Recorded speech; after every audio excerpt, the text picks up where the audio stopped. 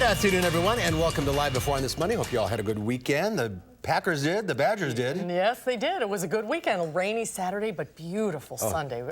The best fall weather is starting to settle in now. Today's spectacular. And coming up in this next hour, Dr. Zorba Pastor will be here. Yep, Mark and I will let you know when it's time to call in. If you have a question for the doctor, he'll join us from his clinic in Oregon. But first, here's what's making news on this Monday. Police say they've arrested 2 alleged kingpins in a series of burglaries and car thefts in Dane County. And Governor Tony Evers is using his constitutional power to grant clemency. And a second whistleblower has come forward claiming they have knowledge of a controversial phone call between President Trump and Ukraine's president back in July. Let's take a look outside today. Plenty of sunshine. I wore a coat this morning and then left it home after lunch. You don't need it. Good day to maybe take a horseback ride or anything outside at this point. It's just fabulous fall. It continues. Dave Caulfield is in the backyard patio. Great day today. Yeah, it's really, really nice, and the sunshine will continue into tomorrow and for a lot of Wednesday as well before clouds and changes are on the way for the second half of this week. But right now in Madison, looking at mostly sunny skies on the WISC-TV Skycam. Gorgeous weather right now with temperatures in the mid-60s, calm wind, dew point in the 30s. Can't ask for much better weather in early October. Other temperatures are in the upper 60s in Boscobel and in Janesville, close to 70 degrees. In fact, in Kenosha and Milwaukee, some other spots in the lower 60s, but still nice across the board. Wind speeds are not too bad today after a breezy weekend. We have winds out of the north and west at about 5 to 10 miles per hour. Evening planner temperatures will quickly fall, though, through the 60s and 50s with clear skies. There's no clouds to help keep that heat near the ground, so we'll be in the 40s as we head into the overnight hours, so definitely on the cool side, but seasonably cool,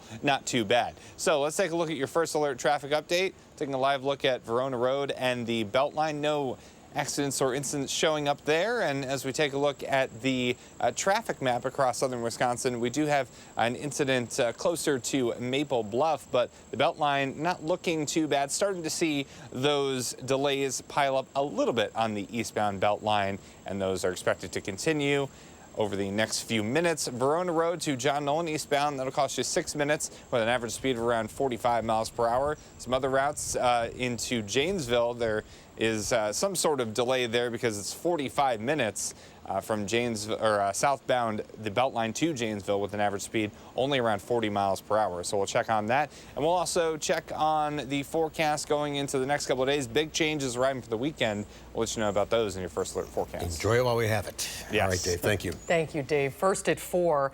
The suspected ringleaders of a burglary and car theft crime spree across southern Wisconsin are now in custody. Numerous police departments were involved. Eric Franke has more details about what led authorities to the suspects. Eric? Mark and Susan, police hope this at least puts a dent in the huge numbers of burglaries and car thefts that we've seen in the area. As you said, numerous departments cooperating here. They're all involved. It all started when a stolen iPhone started pinging from the intersection of Corona Court and Cimarron Trail. That's on Madison's west side. That phone had been stolen in a burglary that happened in Shorewood Hills. Police responded and tracked down 3 suspects, including a suspected ringleader, 24-year-old Cleaster Moon of Madison. Later, a stolen vehicle found in the west side Radisson Hotel on Grand Canyon led them to 17-year-old Joshua Pitts of Madison. The cooperation between agencies, my department, citizens on that day was spectacular. You know, you got this gale force winds, driving rain, and we're doing 2-mile canine tracks. Citizens are calling saying, hey, there's suspicious people here. The teamwork is really what let that one happen.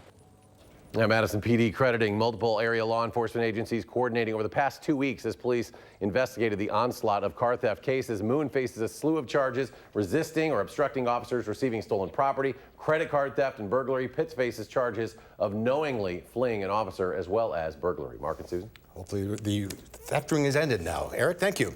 Thank you, Eric. Governor Tony Evers is granting second chances to 4 people in Wisconsin today, the first pardons to be issued in 9 years. But one man Rose Schmidt spoke with will tell you he's been fighting for freedom for much longer than that. Rose? Mark and Susan, a felony conviction in Wisconsin means losing the right to own a firearm, temporarily losing the right to vote, and for Dr. Mwangi Vassar, it's prevented him from becoming a military chaplain. Vassar says he was 18 when he was arrested for selling cocaine. He turns 40 next month and currently lives in Georgia, where he serves as an associate minister and owns a barber shop. He's one of 4 people with felony convictions who Governor Tony Evers pardoned today at a ceremony at the state capitol that was closed to the media. For about 10 years, Vassar's been trying to get his rights back and says he knew it was all worth it when he got an email from the pardon board this summer. And out of reading the whole letter, only words I saw was pardon board, recommended, accepted. I was all over the place. I was all over the place, emotionally crying, praising God first and foremost, mixed emotions. A little fear was there because it's a new life beginning. Evers restored the pardon process when he took office this year after former Governor Scott Walker suspended the process indefinitely in Wisconsin during his 2 terms. Evers also pardoned Eric Pizer, Kevin Sorensen, and Stephen Nichols at the ceremony today. The governor would not take questions from the media at an event in Wausau today, but says in a statement that all 4 men have paid their debt to society and they deserve a second chance. A second chance, a new beginning. Rose, thank you. Thank you, Rose. The White House is dismissing the revelation of a second whistleblower who claims firsthand knowledge of President Trump's phone call with Ukraine. Nicole Killian has more from the White House. Congress continues to press the Trump administration for information related to Ukraine. Democratic lawmakers issued subpoenas Monday to the Pentagon and Office of Management and Budget, demanding documents related to the decision to withhold congressionally appropriated military aid to Ukraine. The president's defenders insist he was not withholding the aid in exchange for a Ukrainian investigation of Joe Biden and his son Hunter. You clearly were upset that somehow there was an implication that military aid was being frozen because the president wanted an investigation. Why did you wince? Because I didn't want those connected. When I asked the president about that, he completely denied it. He adamantly denied it. A second whistleblower has come forward, this one claiming firsthand knowledge of the president's call with Ukraine's president, where he asked for Ukraine to investigate the Bidens. President Trump has also called on China to look into the Bidens' business dealings. The White House Monday insisted trade talks with China will not be impacted on whether they decide to investigate the Bidens. The president's view is there is no linkage between that and the trade talks. I guarantee you there'll be no linkage. And some Republicans say the president was just joking. I doubt if the China comment was serious, to tell you the truth. You don't take the president at his word? The president loves to go out on the White House driveway. I haven't talked to him about this. I don't know what the president was thinking, but I do know he loves to bait the press. But not everyone agrees. Maine Senator Susan Collins tells the Bangor Daily News, "I thought the president made a big mistake by asking China to get involved in investigating a political opponent." Nicole Killian, CBS News, the White House. And today, Ohio Republican Rob Portman became the 4th GOP senator to criticize President Trump, calling the president's request for China to investigate Biden, quote, not appropriate. And some Republican leaders are expressing alarm over the White House's decision to suddenly withdraw troops from northern Syria. American forces were seen leaving an area along Turkey's border this morning. It's the start of a troop withdrawal from northern Syria that many U.S. allies oppose. The move clears the way for the Turkish military to begin a long-planned assault on Kurdish fighters along its southern border. Turkey considers them terrorists, but for years they've battled ISIS alongside American soldiers. On Twitter this morning, Mr. Trump defended the decision now that ISIS has been defeated. The president said the U.S. has no reason to be in Syria, writing, quote, "We will fight where it is to be our benefit and only fight to win." Supreme Court justices returned to the bench this week for a jam-packed term filled with hot-button issues from abortion to guns, immigration to gay rights. Tomorrow, the justices will hear about 3 cases that raise the issue of whether federal employment law that bars discrimination based on sex also protects LGBT employees. Gerald Bostock has been fighting a legal battle for 6 years. He was a child welfare coordinator for Clayton County, Georgia. He says he lost that dream job that he held for more than 10 years shortly after he joined a gay softball league. An attorney for Clayton County says his sexual orientation has nothing to do with his termination. For Clayton County to suggest and allege that I did anything wrong is absolutely offensive and hurtful. The Supreme Court justices will hear Bostock's case along with two others. One involves a skydiving instructor in New York, and the other a transgender woman who was fired from a Michigan funeral home. The Supreme Court is not expected to make a decision until spring. A key witness in the murder trial of a former Dallas police officer is now dead, and police are trying to find out who killed him. Joshua Brown was Botham Jean's neighbor. Brown's testimony that he heard the gunshots helped prosecutors piece together the events of Jean's murder and ultimately led to Amber Geiger's conviction. Brown was shot to death on Friday. Now the family and their attorney, Lee Merritt, are demanding answers. To have a key witness suddenly be killed is suspicious. Was this related to the trial? There's no clear indication of that.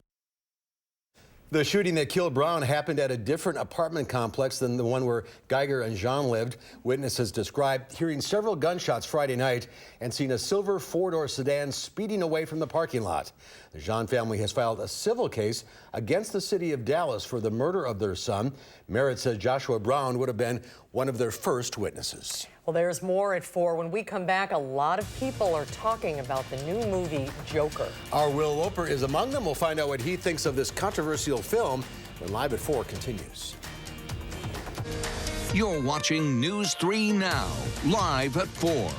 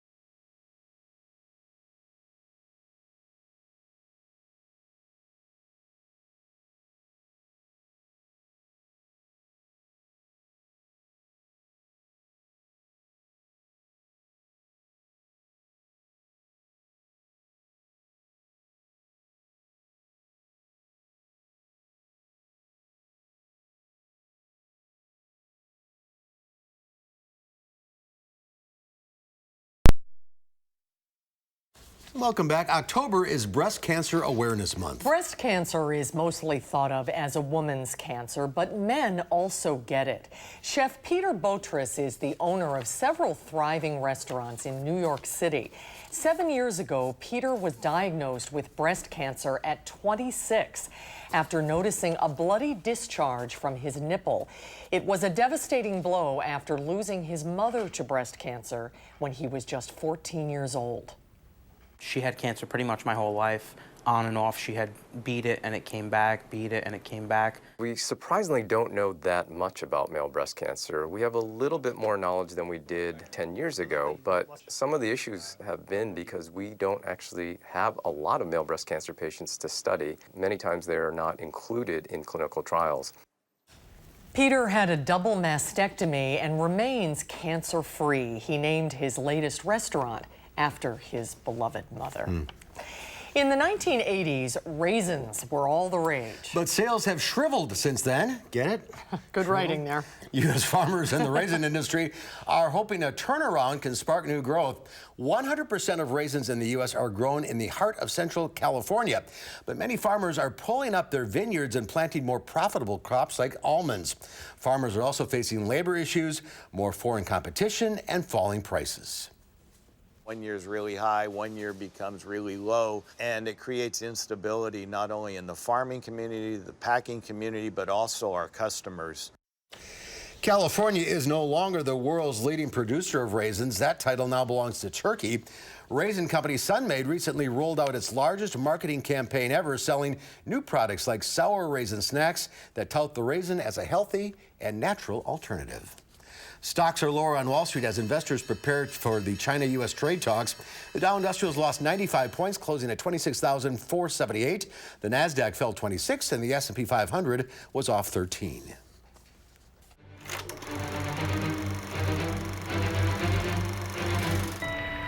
finally, in a world where everyone thinks they can do my job, check out this guy.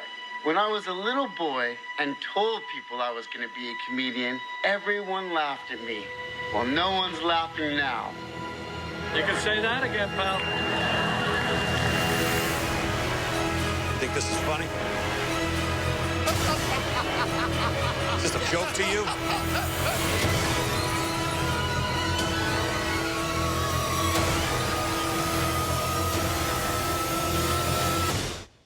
Well, that was a clip from Joker, one of the newest movies to hit theaters. It had the largest October opening ever, but is it worth seeing? Here to let us know what he thinks is our film critic, Will Loper. Hi, Will.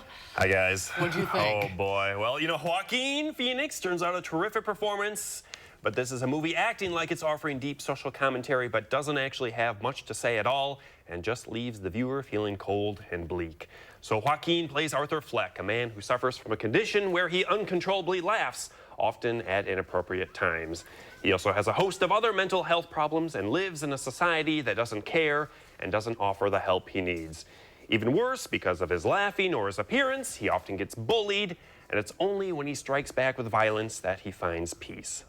However, when Arthur does lash out, it's not with any grand scheming like we've seen with other iterations of the Joker. It's either in self-defense or as a form of personal vengeance. When others try to assign political meaning to his violence, he's quick to skirt the issue and step away from it all. And in much the same way, the movie continually keeps itself vague, not committing to saying anything about anything. So what we're left with is an empty movie with a few scenes of intense violence and a very committed performance by Joaquin Phoenix, and not much else. I left the theater feeling like the past 2 hours had been a waste. Wow. Joaquin Phoenix is such an amazing actor, and he went through a remarkable physical transformation for this movie. He is gaunt, he is skinny, you can see his rib cage.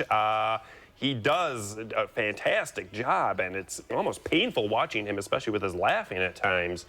It's just the movie around him that let him down, and it missed the social commentary. It did, and I understand it didn't want to be used by any one side as a tool or an argument, but the movie ends up just not saying anything at all. Just kind of bleak. Yeah.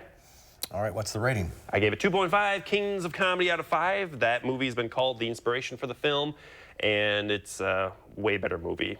Well, that was a way better movie. Yes. I haven't seen Joker, but... Yeah, and you kind of see they make references to it with Robert De Niro's character. Was it scary? No, it was creepy. Just get a creepy out, yeah. You're not gonna see it. Downton Abbey, I think Yeah, is more Downton, my absolutely. That's a better Or choice. Abominable, anything else. You're off next week? I'm off next week, not here, so I'll be back next week. See you in 2 weeks. We'll see you 2 then. weeks, yeah. All right, thank you, Will. Thanks, guys. We'll be right back.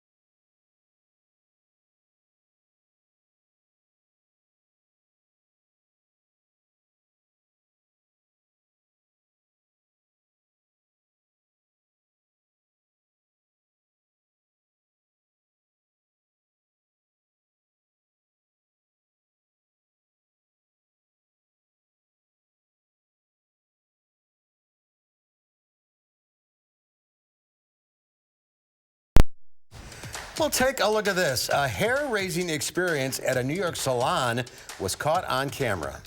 It happened at the Beautiful hair salon on Long Island. First of all, that should not be allowed. Anyway, a deer crashed through the front window and scurried around before fleeing the shop. A woman sitting on a couch near the window was hit by the flailing animal. The shop owner said she thought a car had crashed into the salon. Authorities believe the deer made its way from a nearby wooded area. Other than the shattered window, the owner said there was no significant damage to the salon. No one inside was seriously injured. No word on the deer's condition. That's something. Yeah, we know one thing. That deer did not have an appointment. No, he did. No walk-ins, apparently. Well, we all know that carving a jack-o'-lantern for Halloween takes time and skill. Now imagine doing that underwater. Creative scuba divers took the plunge to compete in an annual underwater pumpkin carving contest in Key Largo, Florida. Nearly 24 artists working in teams of 2 used dive knives and carving tools to craft their submerged submissions, and keeping the naturally buoyant pumpkins from floating away definitely added to the challenge. 2 divers from Detroit took first place, winning a free dive trip in Key Largo. A lot of practice in Detroit. Yeah, that's scuba diving hotspot. Yeah, right. Pretty cool, That though. is pretty cool. The water is so clear. Wow. Man, that looks really nice. It does. Especially 2 months from now. Yeah, exactly. Especially a couple days from now. Yeah, as temperatures really crash this weekend, we'll have to enjoy this nice weather while we have it because the sunshine is with us the rest of today, tomorrow, and even into Wednesday. We'll talk about the big changes on the way in just a few days in your First Alert forecast in just a few pumpkins.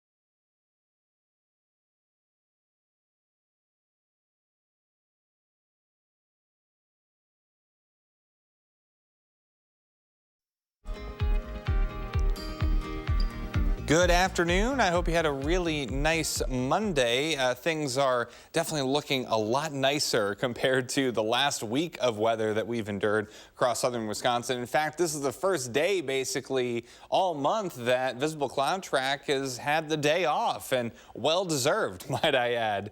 The clouds really haven't been here and the precipitation well off to the east, so we don't need to worry about rain for the next couple of days. And I think the mostly sunny skies stick with us into Tuesday, maybe a few more clouds later on Wednesday, but we need to wait until Thursday, and we get to wait until Thursday, maybe I should say, before showers and thunderstorms return to the forecast. So no rain today, but what I did do is I took a look at about 150 years of data in Madison, because this past weekend with the rain that we got on Saturday, we eclipsed 40 inches of rain for the year so far in Madison, 40 years of rain / precipitation, because that adds in the liquid equivalent of snow. And really, we see two main columns here. One from 1880 through 1885 consecutively every single year with more than 40 inches of rain. And now about half the years, 7 out of 15 since 2000 have featured at least 40 inches of rain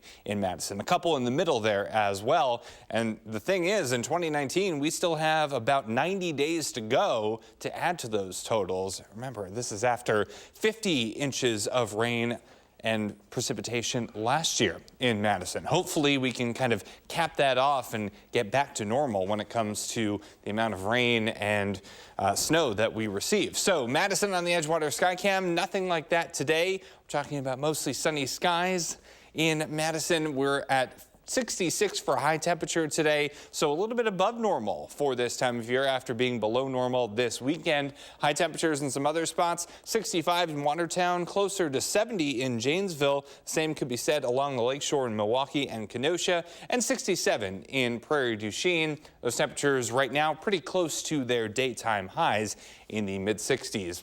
And we'll be in the 60s for the next couple of days. In fact, mid-60s for tomorrow, upper 60s for Wednesday and Thursday. And then a cold front comes through that, frankly, rocks our world across southern Wisconsin. 67 on Thursday, 46 on Saturday, and that will be a cold, damp 46. It's not going to feel that pleasant, unfortunately, for homecoming this weekend as the Badgers take on the Michigan State Spartans. And we could be talking about some patchy frost closer to Madison as well. And really this weekend is typically when we start to talk about our average first frost, October 11th, but we have had it as early as September 12th and as late as November 12th. So we need to keep that in mind, watch those low temperatures closely as they dip into the 30s this weekend. For tonight, we're in the low 40s, so a little bit warmer than that. Mostly clear and cool outside. And then as we get into tomorrow, not too many more clouds coming our way, which is good news. Mostly sunny and pleasant with highs in the mid-60s. So we stay pretty quiet over the next couple of days with high pressure dominating our weather pattern. We're in the mid-60s for highs tomorrow. And really, it looks like Future Track's not even doing anything because we're not really seeing that much in the way of cloud cover. Maybe some more clouds later on Wednesday, but some warmer air comes into town with highs in the upper 60s. Your 7 to 10 day forecast. We are looking at big changes, though, starting later on Thursday. So Friday is going to be a little bit of an interesting day. We have a high temperature of 61 degrees there. That's going to happen pretty early in the morning. Much of the day going to be showery, maybe an outside chance of a thunderstorm as well, with temperatures right around 50 degrees for most of the day. So don't get your hopes up that we'll have another day of 60s. And then Saturday and Sunday in the mid to upper 40s. Look at those low temperatures, though, in the mid to upper 30s. So we could be talking about some frost possible at night. And then into next week, we do get the 60s back. So it doesn't look like the really chilly temperatures stick around for very long, but it is going to be a big change going into this weekend. Homecoming, welcome back to Madison. Yeah. Right, yeah. That's why I left. Remind me again. Exactly. All right, Dave, thank you. Dave. Well, NASA is calling it a spacewalk bonanza. A series of 10 spacewalks began yesterday and will continue for the next few months. The fourth in the series is scheduled for next week and is expected to make history. Naomi Ruckham has more from New York. Same side of structure as you. One down, 9 to go as NASA astronauts completed the first of 10 spacewalks at the International Space Station. And then move it over to the slot where they're... Astronauts Christina Cook and Andrew Morgan removed aging batteries and replaced them with new, much more powerful ones. Cook and Morgan will go back out Friday for more battery work. But all 4 astronauts on board will take part in the spacewalks at some point in the series. It's our goal to share that experience and complete these tasks in the most efficient manner while also growing the experience within our astronaut corps. Cook is scheduled to make history later this month when she and fellow astronaut Jessica Meir become the first 2 women to do a spacewalk together. NASA had originally planned to have the first all-women spacewalk in March, but that plan fell through because of an issue with the spacesuits. NASA doesn't rule out more problems. Lots of different things can happen with the not only with the EMU hardware, with the spacesuit hardware, but with other things on the station affecting station priorities. But the agency says NASA is prepared to deal with any issues as they come up, as they power up the space station for years to come. Naomi Ruckham, CBS News, New York. The first 5 spacewalks will wrap up later this month, followed by a Russian spacewalk. Then NASA plans the other 5 spacewalks in November and December. Still to come tonight at 4, President Jimmy Carter is sort of like the Energizer Bunny. He just keeps going and going. Our oldest living president is 95 and is back building buildings after suffering a fall this past weekend. More on that when we come back.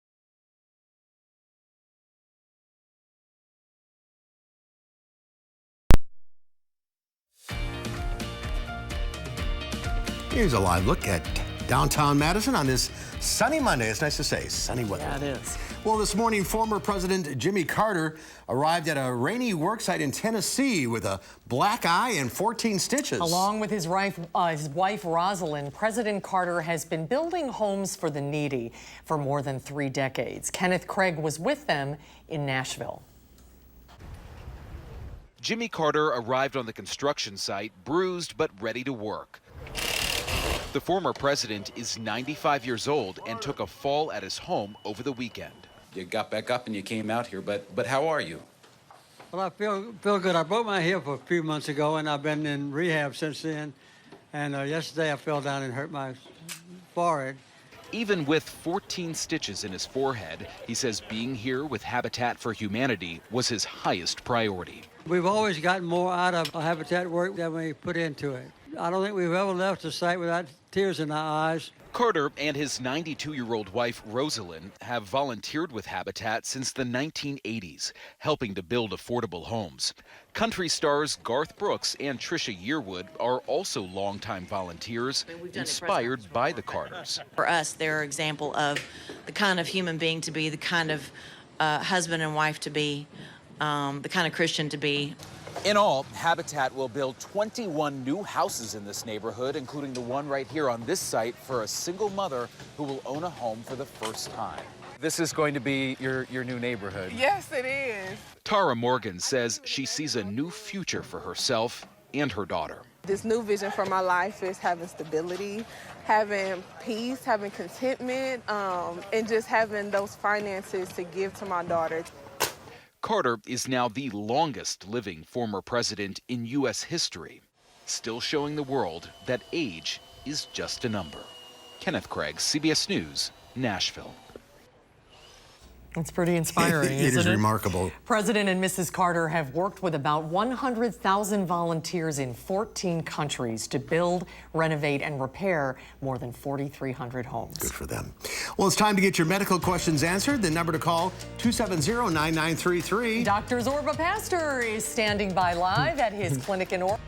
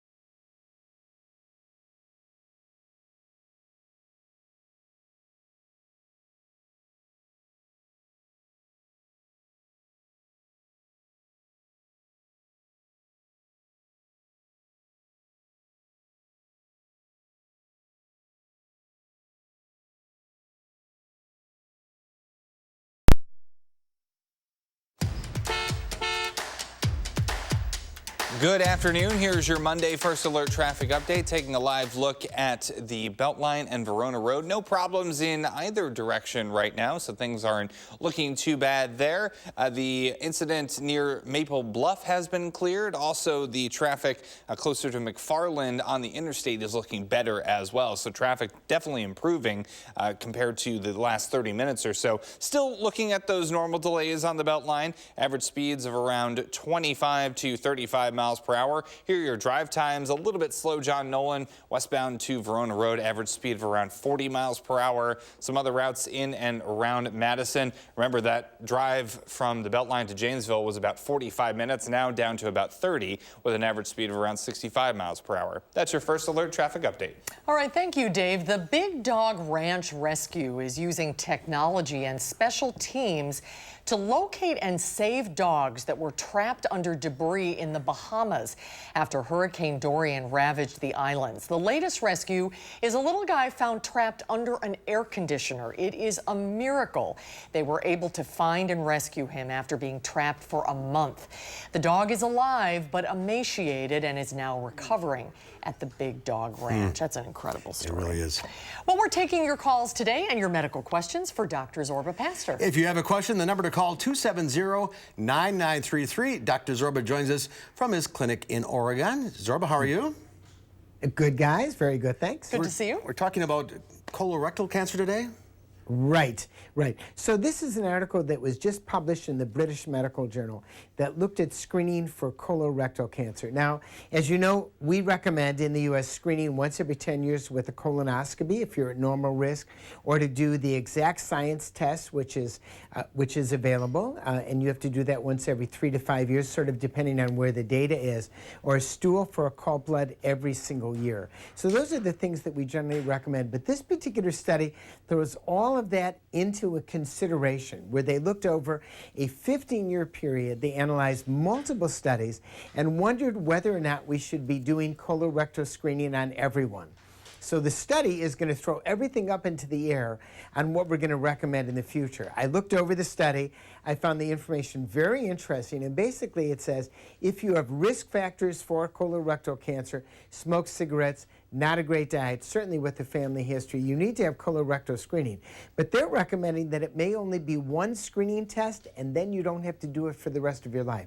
Totally different from what the U.S. now recommends. So I mention this because people are going to see this in the news going forward over the next week. It's going to be a lot of controversy, and I think over the next year or two we may see some new recommendations for colon cancer screening. You may not have to get it once every 10 years if you have 1 or 2 negative colon cancer tests, and that's one of the things that we're going to note. I want to mention this because for pap smears, for example, we used to screen every year, and for many women now it's every 5 years with the screening stopping at age 65. It may turn out with colon cancer you may not need to have colon cancer screening every 10 years. It may be 1 and done or 2 and done, and that may be the future. All right, but not yet. The recommendation hasn't changed yet. Not yet. Not yet at all. This is going to just flurry the water. People are going to think a lot about this before those recommendations are changed. All right. Or altered. Let's go. All right, let's go to the phones. We'll start with Linda in Janesville. Hi, Linda. Oh, hello. Hi, which question? Well, about arthritic feet, I've had a lot of problems decades ago, even with heel spurs and plantar fasciitis, but now there's lumps on my feet, and doctor had said it's arthritis, and I don't know if I should even bother going back again to the doctor to find out what else to do. Oh, sure. Are you on any anti-inflammatories at all? No. Well, I take an aspirin. No, but often, how old are you? I'm in my 60s. You're in your 60s. So if your lab tests are good, anti-inflammatories can really help with arthritis. 2 Aleve tablets twice a day are one of the things I recommend over the counter without a prescription. That's double the dose on the bottle, but it does a lot for arthritis. When it comes to plantar fasciitis, never walking barefoot or just in socks in your house. Make sure you get into something that's got a little bit of cushioning in it, either a Crocs sandal or another type of a sandal that's got some cushioning, or a good shoe that's got a good arch. Those are things you can often do for foot arthritis that can really make a difference. And if that fails, 2 arthritis strength Tylenol every 8 hours can also bring you a lot of relief. All right, very good. Well, hold on, let's go to Tom in Janesville. Hi, Tom. Hi. What's your question? Yes, I had diverticulitis when I was about 21 years old, and I did not have the surgery at that time due to insurance. And my dad's father had colon cancer, and I just want to know the procedure. I mean, should I have it done? Sure. The surgery Well, quick?